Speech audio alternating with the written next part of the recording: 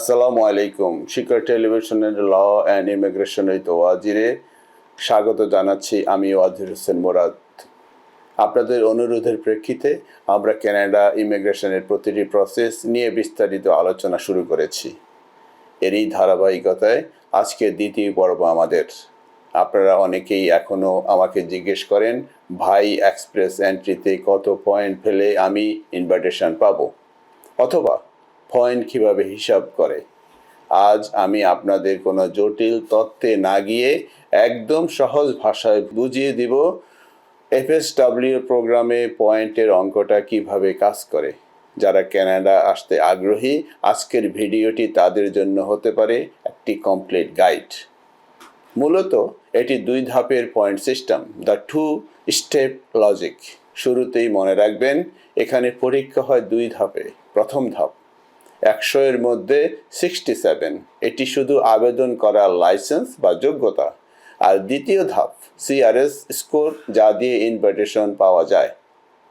শুরুতেই প্রথম ধাপ, এফএসডব্লিউ প্রোগ্রামে ঢুকতে হলে 100 এর মধ্যে আপনাকে অন্তত 67 পেতে হবে। এই পয়েন্ট যেভাবে বাড়ে, শিক্ষায় সর্বোচ্চ 25, আপনার পিএইচডি থাকলে 25, মাস্টার্স 23 আর ব্যাচেলর থাকলে 21 পয়েন্ট অর্জিত হবে। ভাষা দক্ষতার সর্বোচ্চ রয়েছে 28 নম্বর। এখানে আইএলটিএস বা পিটি যত ভালো করবেন তত বেশি পয়েন্ট। রিডিং, রাইটিং, লিসেনিং ও স্পিকিং চারটিতেই ভালো করতে হবে।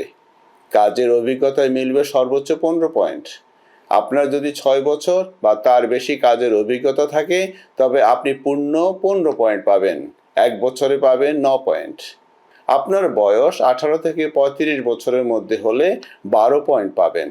35-এর পর 1 পয়েন্ট করে কমতে থাকবে। আর 47 বছর হলে আপনারা জানেন এটি 0 হয়ে যায়। এবার যাব দ্বিতীয় ধাপে। এই ধাপটি হচ্ছে সিআরএস কাট অফ মার্কস নির্ধারণের প্রক্রিয়া। একবার আপনি 67 পয়েন্ট পেয়ে ফুলে ঢুকে গেলে আপনার লড়াই শুরু হবে অন্যদের সাথে। এখানে মোট পয়েন্ট 1200, তবে সাধারণত প্রার্থীরা 400 থেকে 550-এর মধ্যে লড়াই করে।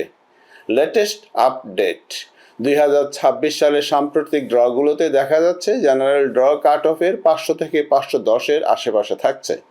তবে আপনার যদি নির্দিষ্ট পেশায় যেমন হেলথ কেয়ার বা কনস্ট্রাকশন অভিজ্ঞতা থাকে, তবে আপনি 400 বা 480 পয়েন্টও ইনভাইটেশন পেতে পারেন। কারণ এটি বাস্তবতা যে সরকার এখনও পেশাভিত্তিক ড্রয়ের গুরুত্ব বেশি দিচ্ছে। একটা বিষয় বলতে চাই, আর তা হলো সহজভাবে পয়েন্ট বাড়ানোর উপায়। পয়েন্ট কম হলে হতাশ হবেন না। পয়েন্ট বাড়ানোর 3টি টেকনিক হলো আইএলটিএস বা পিটি স্কোর উন্নত করা সবচেয়ে দ্রুত উপায়ে, স্পাউস বা জীবনসঙ্গীর শিক্ষা ও ভাষার পয়েন্ট যোগ করা। তৃতীয়ত হচ্ছে ফ্রেঞ্চ ভাষা শিখলে আপনি 1 লাফে 50 পয়েন্টও নিয়ে নিতে পারবেন। আগেই বলেছি, ভাষার কদর কানাডাতে কমছে না, বরং বাড়ছেই। মোদ্দা কথা হলো, শুধু আবেদন করার জন্য 67 পয়েন্ট দরকার, কিন্তু ইনভাইটেশন পাওয়ার জন্য আপনার মূল লক্ষ্য হওয়া উচিত 500 এর উপরে সিআরএস স্কোর তোলা। আপনার বর্তমান স্কোর কত, কমেন্টে জানান। আমি চেষ্টা করব আপনাকে সঠিক পরামর্শ দিতে। সবাই ভালো থাকবেন। আল্লাহ হাফেজ।